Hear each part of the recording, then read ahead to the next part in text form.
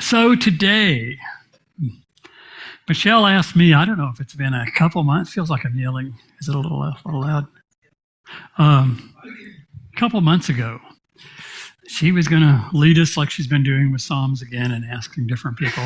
And one of, I guess, the assignments she had for me was to talk about some of the times of struggles with the pain I've had and how God prepared me for that. I'm butchering the words, but that's the way I interpreted it. And some of the things I might have learned through it. And I have to admit, and of course, earlier this summer, Carrie Shields and Lawrence shared, and it was really, really good stuff. I have to admit, I struggled with this for the last 2 months. And, for a lot of reasons, I'll get in a little bit of the story, but my stuff started a little over 20 years ago, and I'm kind of at the stage now where I still deal with it, but it kind of is what it is, at that stage. And it's also, I don't know what psychosis this is, but when, I love hearing everybody's stories. And I think it's important that we hear each other's stories. I think they're for all kinds of reasons to get to know each other. But I really believe, and I think all of us do here, that God speaks to us through each other's, our interactions, our stories, how we deal with how our faith grows and ebbs and flows and all that good stuff. But I didn't want to do mine. I can share all kinds of goofy stories because I have lots of goofy things I've done and dumb things. But to get into this was a little bit of a struggle for a number of reasons. But exactly what Gary just commented, that's for everybody else. I was kind of getting slapped in the face with that. So I just thought, okay, Dave, So I was looking at workarounds. I'll just focus on the psalm, which is a good thing. That's probably more important. And anyway, in general, suffering.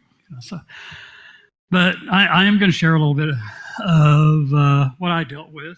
But one thing I really want to be clear on, and I know you all see this, but I'm still going to say it just for my benefit, if nothing else, is, the last thing I'd want to do, even though I'm going to talk some things that might have been kind of unique for me, is suggest that mine was any worse or whatever than anybody else's.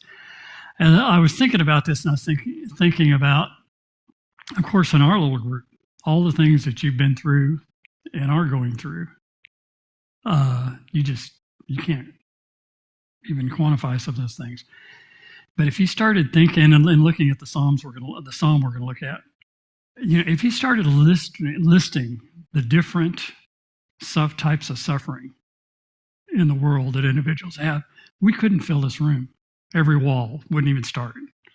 I mean, you could always think, oh yeah, there's, the Job, there's the person who's lost a child, who's had a miscarriage, the one who can't have a child and really longs for. I mean, you could just go and go and go.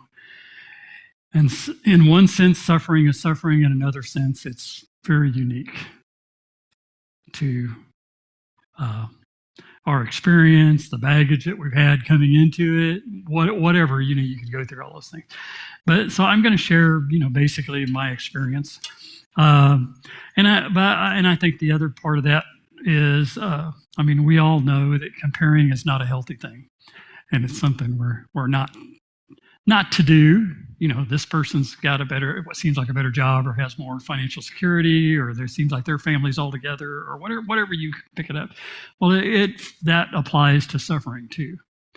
It would be really easy to say, for any of us to say that, nobody understands this when we're going through it, because nobody's ever had anything like this, And I'm not being, we have those feelings, because it's so powerful and overwhelming at times. I talked about it last month in a lesson. So, I think it's really important that we encourage ourselves while we can give ourselves grace for understanding that this is tough and it's overwhelming and I, sometimes can't handle it, is that there's always going to be people that have had it far, far worse. And there's always going to be people that have had far, far better in everything in life. And we could talk about that, whole lessons on that, scriptural. But so I'm going to focus on, and I decided to focus on chronic pain because that kind of fits mine. In some ways it does and doesn't. And so I shared that article, if you read it, on Friday. If you didn't read it, please do. It was out of the Chronicle, and amazingly, coincidence, the Chronicle had an article I got just a week and a half ago, and the Christian Chronicle, I'm sorry. I've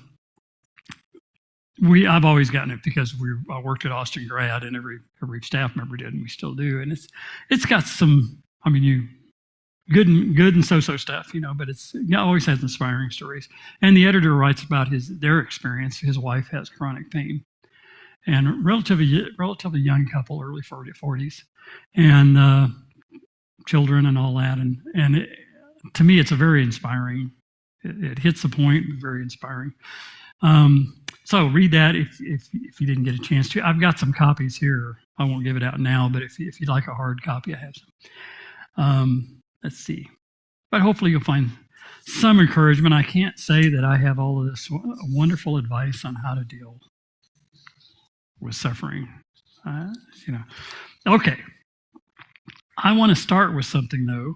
We're going to be looking at Psalm 77, but I want to start with something that may be a little bit, I'm changing up my order here, so if I get more mixed up than usual, that's why. This started a little over 20 years ago. Well, in 2004, a series started called House. I don't know if any of you ever watched it.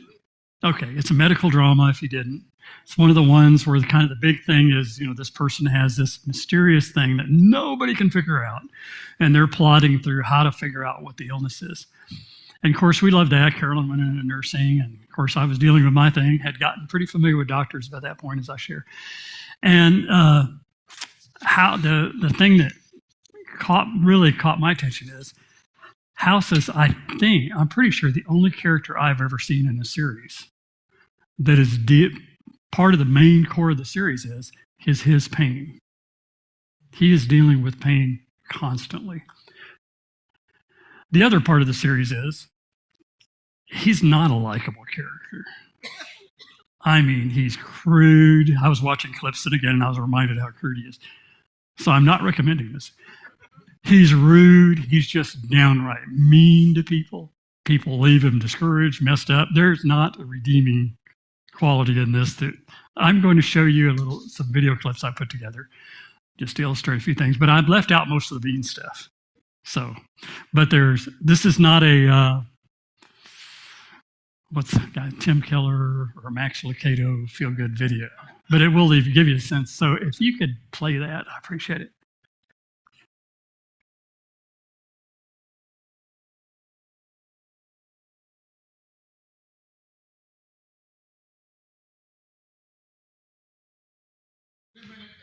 Let me ad-lib till he's ready. Okay, well, I'll start my story, and then when you're ready, okay. About 20 years ago, well, like some of you I've talked to, you have family histories with heart stuff or a particular thing. So when you reach a certain age, what do you think about? Okay, well, I have tons of that I won't get into right now with my dad's side in particular. And about 20 years ago, I started having tightness in the chest. So naturally, you think. So you go to the doctor, and naturally everybody thinks that you're getting ready to have a heart attack. And so I started having tests, and it wasn't my heart. It wasn't any of the arteries, which shocked me because that was always a big thing. Didn't have high blood pressure. Well, over the course of a couple months, this pressure in my chest started growing to the point that I would have these just massive, I call them attacks or episodes. And usually they would range from 2 to 3 or 4 hours. And they would hit several times a day. And they were so bad. I have never bawled like that in my life. I spent hours just curled up in the bed. It was just, and thinking there's just no way this can last. It just felt like my heart, I could literally feel my heart like it was just imploding. It was so specific. And it was rough. And then also what started about the same time, I started stinging all over and having all these weird things. I'd start stinging all over, and a couple hours later, boom, it would hit. And so naturally, what do? You want to go toward, what's going on. Well, the doctors, didn't have a clue either. So I made the rounds. Unfortunately, having a nurse for a wife, and someone who's the most patient person in the world on the one side, but who's the most driven person when she has a mission. I mean, when she has a goal for the grandkids, watch out. It's okay. I saw more doctors more quickly than I think anybody probably ever has. I saw every specialty, but probably a veterinarian and an OB/GYN. And then I saw them twice. And they would all do every test known, that there is. I've had my esophagus pulled out practically, done every test I didn't even know. And then a year later, do it all again, different ones, I've had every MRI and brain scans and every, some of you have been through these kind of things, and a file that started getting to be that thick. And then I had doctors tell me second neurologist I went to was a young guy, and I was sitting there and I was actually feeling fairly good that day. And he said, "You're the reason I'm going into research. I'm getting out of it. People like you." He said, "You look like you're going to crawl out of your skin." And I thought I was doing pretty good that day. Literally. And he said, "I just can't handle it because I can't do anything. I don't have a clue what's going on." And that'll make you feel good when you leave the office, let me tell you. Yeah, talk about depressed, Okay, then we were referred to, well, of course, we went the medication routes, did all the Mexican medications, all the narcotics, oxy, all the rest of them, And I'll just say this for now to keep it quick. I was very, very fortunate. It didn't seem like it at the time. Nothing worked. I mean, they could put whatever they put me on, I couldn't tell a difference. I mean, I might be able to tell it when things were okay, but when the attacks would come, it was like nothing. Didn't matter whether it was oxy, didn't matter. Even about the most significant thing I had, we were trying to figure out the name of this. They gave me these little suckers that they only use for cancer patients, and they only give them for what they call breakthrough cancer pain, and you have to be on full narcotics before you can take these suckers. They warnings all over it. So I'm going, wow, this is great. So I take one of these suckers, and I would literally fall out of the chair, but it didn't help the pain. It was just weird. I say fortunate because I wasn't ever led down the road of becoming addicted because it just didn't work. And so I'm very thankful. I can definitely see where I would have gone that route because anything to relieve the pain. It didn't matter. Of course, I'd been through counseling school, so I knew just enough to be dangerous, kind of thing. And of course, you hear about all the, what's the word? Psychosomatic stuff. I mean, I was asking the doctors, if you think this is psychological, let me know, because whatever it takes, I didn't see how it could be that. And every single doctor would say, there is no way what you're dealing with is psychological, which was affirming and not, because I was ready for anything. So if anybody would have probably taken whatever drugs they would have given me and probably kept taking them and abused them, I probably would have. So I was very fortunate for that. And then we started having the doctors. If I were you, I'd demand to go to the Mayo. Well, having lived in Iowa and the Mayo up in Minnesota, that was like, Mecca. A Mayo, that's always the place. We went to one in Arizona. We went to MD Anderson. I remember seeing the doctor down there. I got to move along. I remember seeing the doctor down there, and my doctor, who is the chief of the, see if I had this right, St. David's Pain Management. He was a neurologist with ADC, but chief. So he's expert on undiagnosed pain. After a few years, he referred me to this guy in Houston who was like world renowned for figuring out things. We go down there, we have a big file. Of course, you just go down and you know how it is. You're numb when you're dealing with these things, but you're trying to have a little bit of hope.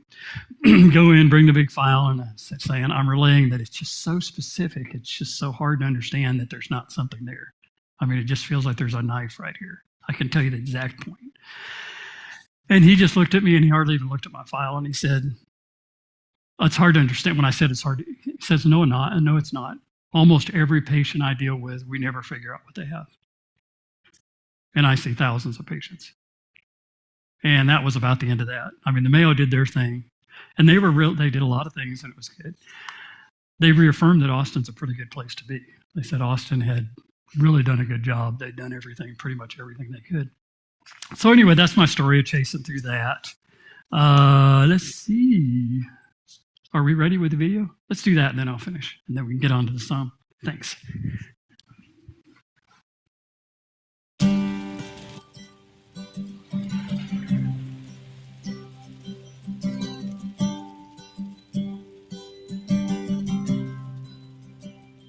Two hearts fading like a flower, and all this waiting for the power, for some answer to this fire, sinking slowly, water's higher.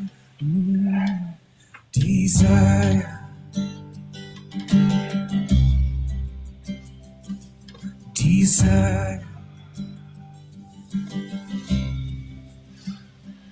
with no secrets, no obsession. This time I'm speeding with no direction, without a reason. What is this fire burning slow? My one and only. Do. Worsening pain could actually be a good thing. Means the nerves might be regenerating. Could be good, could be bad. Thanks for the differential. Any other options? Have you ever considered a career as a motivational speaker? Why don't you check out some I rehab? did the rehab thing. One session. And you didn't even finish that session. The guy wanted me to visualize the healing. I can do that at home. At least let me get you an MRI. It's a very simple equation. More pain, more pills. You know, there are other ways to manage pain. Like what? Laughter, meditation. Got a guy that can fix my third shock.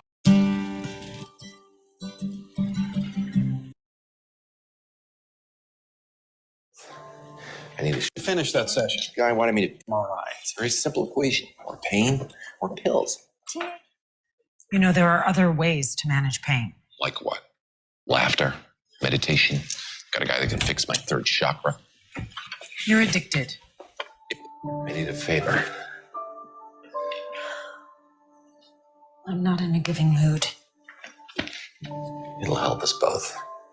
I need a shot of morphine in my spine. If your leg hurts, take your Vicodin. It's not enough. Get a syringe. Morphine is extreme, even for you. Yeah. Write that on the insert. Get one of your lackeys to do it. I don't want them knowing But you're on the road to becoming a junkie? that I'm in this much pain. I don't want them questioning your judgment. I can't ask Wilson because he figures it's all in my head.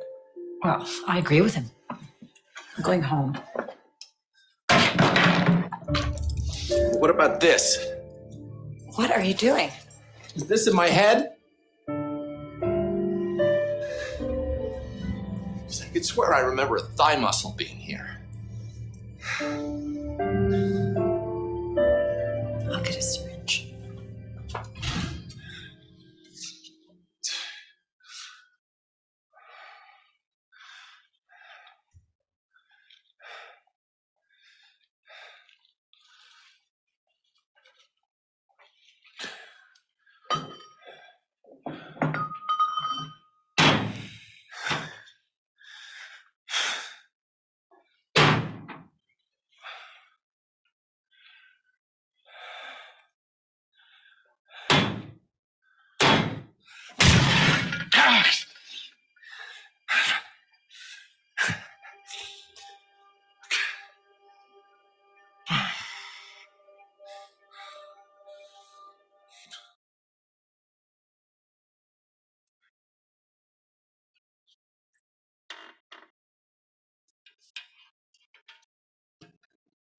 That.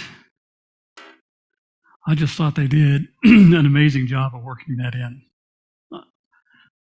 Yeah, I get one of the reasons I think it struck me so much in looking back is I don't know that I had really been engaged intimately with somebody who had been dealing with severe chronic pain before. Now, naturally, as we get older and just other experiences, I've been around, unfortunately, for the folks that have suffered quite a few, and we know folks here. And but anyway, I thought that it captured it. That gateway thing that he did at the end, just anything to stop the pain. Man, I, probably anybody who's dealt with it like I have, you've done those type of things. I've never done that, but I've done some pretty severe things. And it just that moment of release is it's just amazing when you're dealing with it. Let's see here. Now that I've given you all the bad stuff, let's see. I might have a few thoughts about lessons, but I want to get. I guess to sum that up, I do want to mention this. When I talk about overwhelming and consuming, it just was. And one of the things that was hardest for me, aside from just, trying to deal with it, was we had become involved in the church, which was an entirely new experience for us. So we'd been around the church a little 15 years. And I had grown somewhat out of my just being scared to death of people to really loving the church and being around the church and engaging with the church and interacting. And that's one of the reasons I got a counseling degree. And I was getting more involved with people in that way, trying to help. This all started, and of course, it's all about me. That's all I can think about is this pain thing. But as I could come, and the more I started coming, I developed, more down the road. I started seeing how this stuff was working, but when it was happening, I didn't. I would be talking to somebody, and I just could not wait to get away. I could not concentrate on what you were saying, and I could not think about anything but getting out that door. I just couldn't. And so I do relate when people have difficulty coming, when you're dealing with pain, because it would hit. And then I actually reached a point where I was I didn't even realize that this at the time, like I say, looking back, I became so afraid of the episodes that when they would start cranking up, which a lot of times would happen, if you've heard me say this, singing, I found out, would vibrate. And sometimes it still really bothers me. And anyway, I got to keep this short. So a lot of times at church, I was not feeling good. And so I'd try to be talking afterwards, and all I wanted to do was just get out. And I felt guilty about that. If there was one thing that really became depressing, was it just felt like I can't. That was something that was so important, had become so important, and I felt like I just couldn't do it. And then as we go along, I'm gonna let's see here. Through the years, of course, they never did figure out anything. But through the years, like most people, I figured out different ways to cope. I learned to give myself a little more grace and allow myself, when I needed to just not be here, to rest. If I needed to get out the door and go sit in the car, to be okay with that. But also to learn to challenge myself not to live in that. And I think we'll see this in the Psalm if we have time to get into it. So what I'd like to do, and I'm not going to have time to do what I want to do, but I do want to touch the base on this Psalm. Can I have a volunteer to read these first 9 verses? Psalm 77.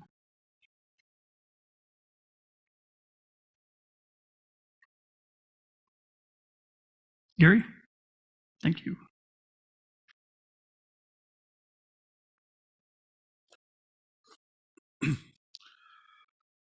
I cry aloud to God, and he will hear me. In the day of my trouble, I seek the Lord. In the night, my hand is stretched out without wearying. My soul refuses to be comforted. When I remember God, I moan. When I meditate, my spirit grows weak. Selah. You hold my eyelids open. I am so troubled that I cannot speak. I consider the days of old, the years long ago. I said, let me remember my song in the night. Let me meditate in my heart. Then my spirit asks, will the Lord reject forever and never again be favorable?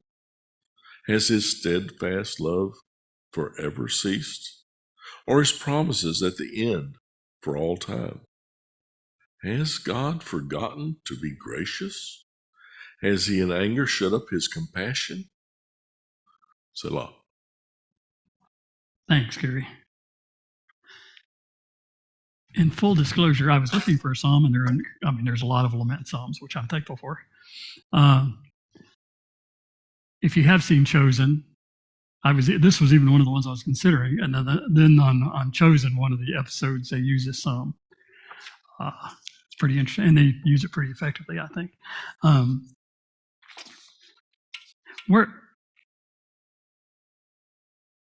How does he describe where he's at, the writer?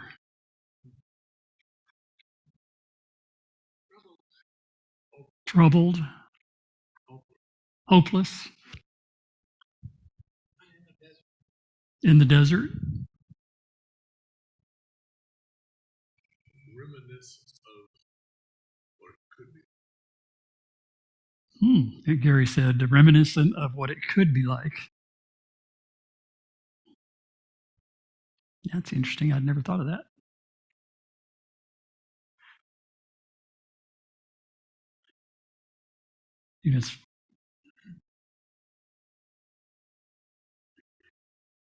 It is helpful when we're going through stuff to think in terms of not feeling alone in it,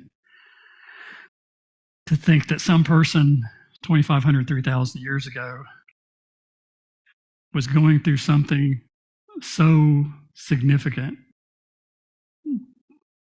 that these are the words he came up with, and that these words meant so much to the people that heard it that, well, God preserved it, but every Jew would know this psalm.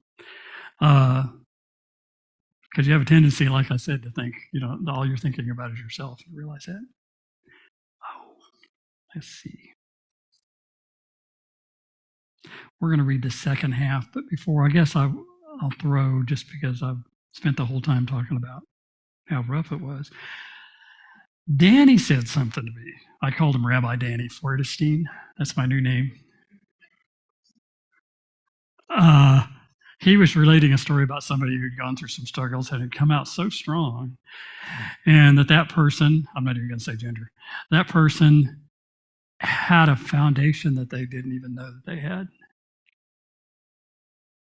And that really struck me when I was thinking about this, because I have to admit, when I think about those times, I don't see a lot of redeeming value. I'm saying, oh, well, God put me through this so I could learn this. Well, I'm sure I have and have a lot to learn. Having worked around a little bit with counseling and other things, some of the horrible stories you hear and you see people go through, and we've had people here that have gone through just some horrible things. How do you say that there's redeeming? God put you through this so that you could, I just can't even conceive of thinking that way for me. Maybe there's a way to do that. But the idea of what foundation did you have, in what ways did he prepare you to deal with that resonates with me. And one of the things was not having struggled with inferiority and all this good stuff. I did a lot of comparing when I was young. Why am I not this way? Why can't I be that way? Way too much time that way. Did not like myself. Coming to the church, and when we started getting active and started studying, and I just found passages like 1 Corinthians 14, and a funny little passage, just because you're not an ear and I'm going to forget which body parts it is, but basically it says, just because you think you're important doesn't make it so. And just because you think the other person's not important doesn't make it so. And the thing I love about that passage is it flips it around and says, just because I think, and I'm paraphrasing, I'm not important, doesn't make it so. Just like if I think, anyway, you can reverse it. Those kind of passages just spoke to me. And I have a whole list of them. So whenever I would teach with a high school or what, I mean, those were the passages I taught because they were the ones that resonated with me. By the time all this started, that was just kind of ingrained in me. And for whatever reason, I mean, I did a lot of stuff wrong with how to handle pain and react to pain. Could be rude. I could be short-tempered. I could be, Danny calls it snarky, but it was a lot meaner than being snarky. I could be all kinds of stuff that I am not proud of. But there were other things like this when I thought about it. I never had the thought, why me? Because by then it had become so ingrained to me, and I had seen so many of you deal with things, faithful people. And it was other people back then, so a lot of other people too, but faithful people in the church who had dealt with everything from terminal illnesses to pain to abuse to everything else, and seeing how they remained faithful. Those things, it just didn't occur to me to think, well, why me? And I'm not casting that on anybody else. That was a big thing to me, because if it had happened 15 years before, I would have probably gone down a hole that I don't know if I could have got out of, because that's all I thought about was how much better off everybody else had it. And I thought how that prepared me to at least have peace in that area. And then growing from fellowship, one of the passages that just really spoke to me, and it still does. Paul writes this little thing in Romans, and it's easy to skip. He's talking about how he longs to see them. And he says that I may impart some spiritual gift to strengthen you. And I think, wow, that's kind of egotistical. Man, I really want to be with you, so boy, you can gain from me. It's great.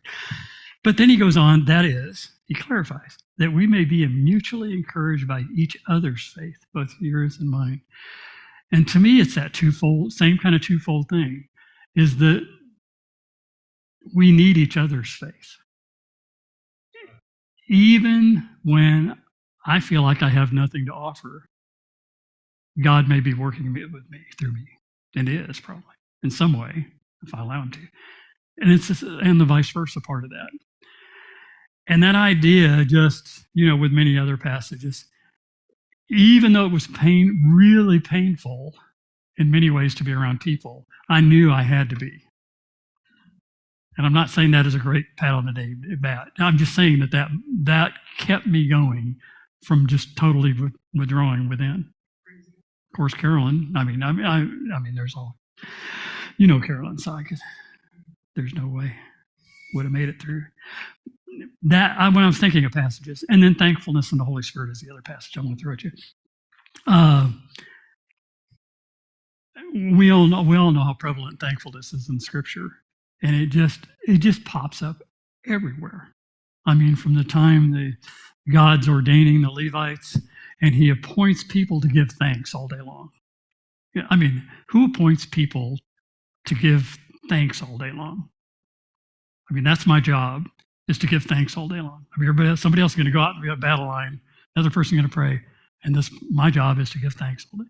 I mean, and then you get to Revelation, and what are they doing? They're on their knees giving thanks all day long. And all of these passages. And for me, and I don't know if you'll agree with this or not, but this is my twisted theology. I really believe the passages talk about being filled with the Holy Spirit and quenching the Spirit are tied to thankfulness and prayer. And so that thankfulness thing is all the way through there. I didn't know how to give thankfulness for the pain, but there was just a piece of knowing so many wonderful things that happened up to that point.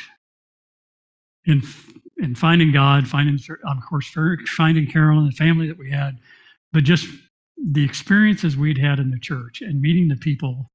The church has its people. Like, we're all human, and we're going to have our people. But by and large, I've just never met people like you. I mean, as a general, I mean, there's great people that don't believe, that are really wonderful people.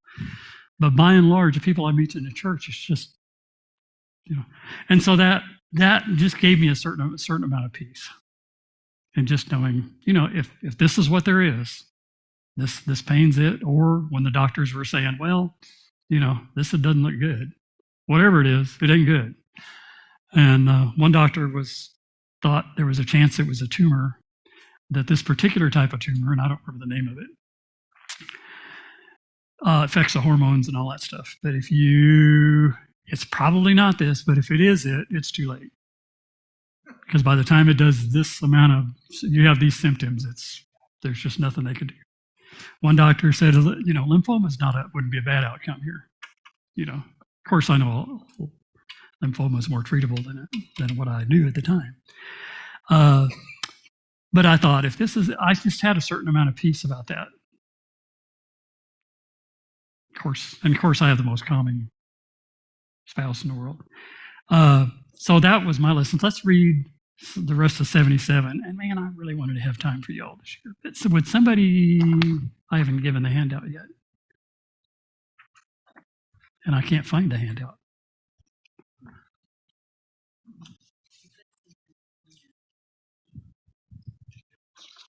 Oh, yes. Trying to talk and do something at the same time. Would someone read the remainder of Psalm 77? Gary, since you're up, would you mind? I'll just pick on you twice. Since you're already standing. That's what you get. That'll teach you to stand. I know you were offering to. Would you mind? Tell you that when we first started coming here, you were going through an episode of your faith, right? Because they always talked about it, and the church was always praying for you. And I had just met Carolyn and Gary.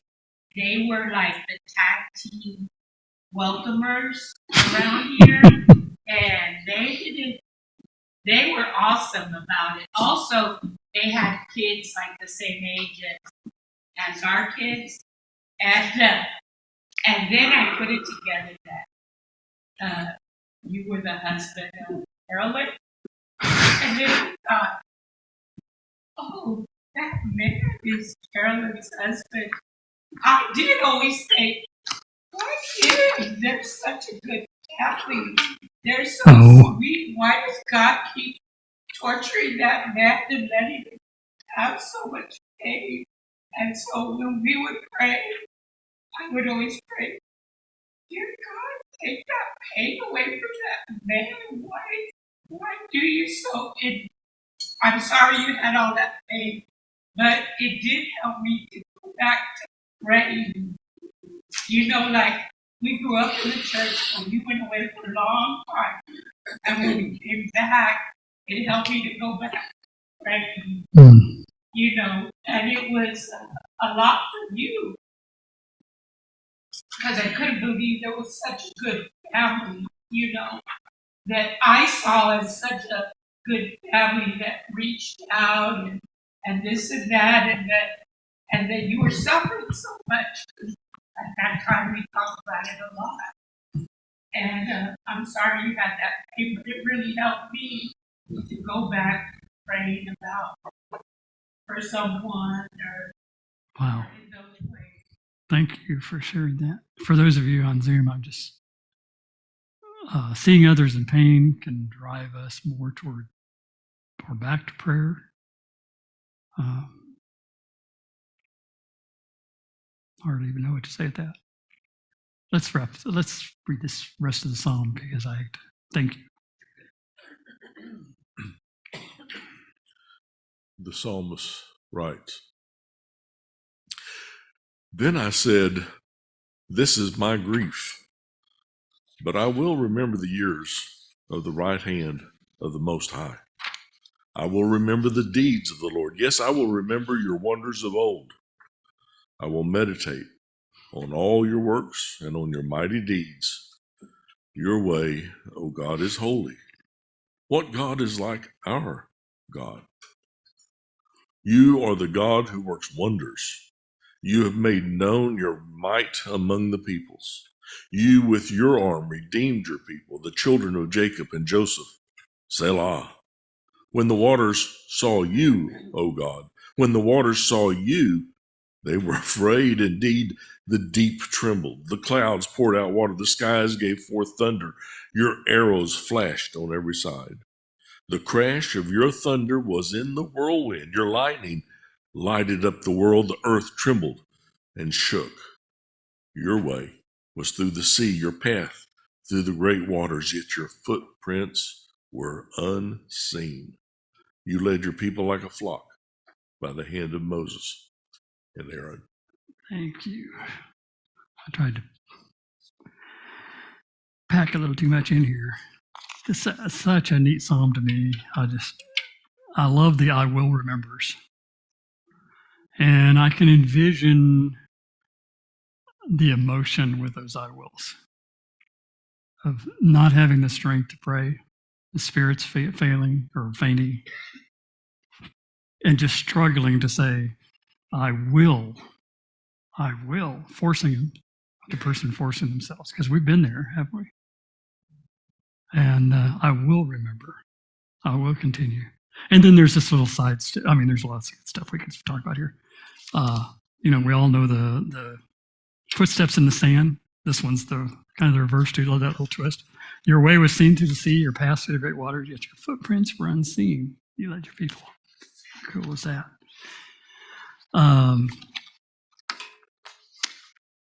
Well, to leave on a different note,